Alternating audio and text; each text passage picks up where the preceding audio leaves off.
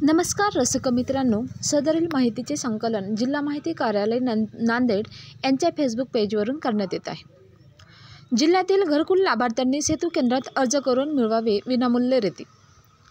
प्रशासनाकडून वाळू डेपोवर रेतीसाठा आरक्षित।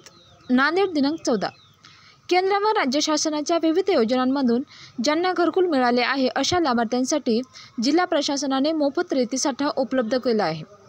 शासन निर्णयानुसार सेतू केंद्रात अर्ज करून घरकुल लाभार्थी मोफत रेतीसाठा घरासाठी मिळवू शकणार आहे। शासन निर्णयानुसार जिल्ह्यात घरकुलाच्या लाभार्थ्यांना 5 ब्रास वाळू विनामूल्य उपलब्ध करून देण्यात येत आहे।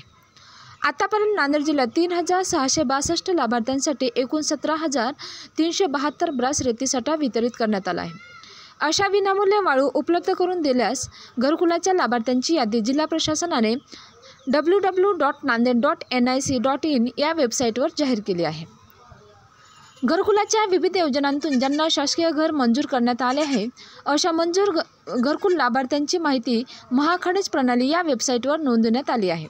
या यादीमध्ये नोंद असलेल्या लाभार्थ्यांना महाराष्ट्र शासनाच्या महसूल व वन विभागाच्या 19 एप्रिल 2023 व 16 एप्रिल 2024च्या शासन निर्णयान्वये बांधकाम करण्यास मोफत रेती उपलब्ध करून देण्यात येणार आहे।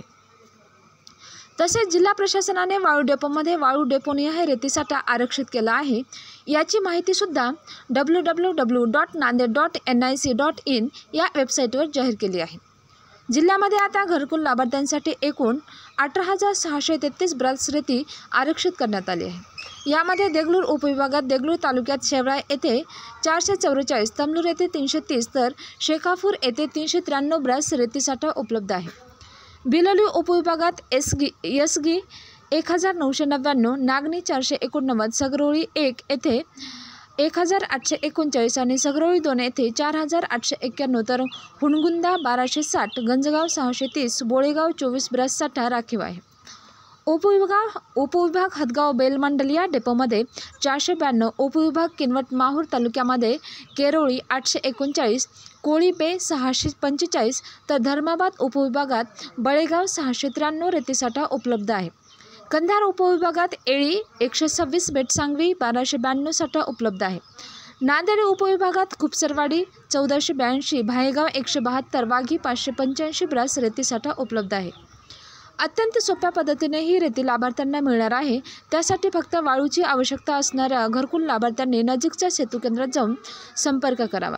ऑनलाईन अर्जाची प्रक्रिया पूर्ण करून विनामूल्य वाळू उपलब्ध करून घ्यावी असे आवाहन जिल्हाधिकारी अभिजित राऊत यांनी केले आहे।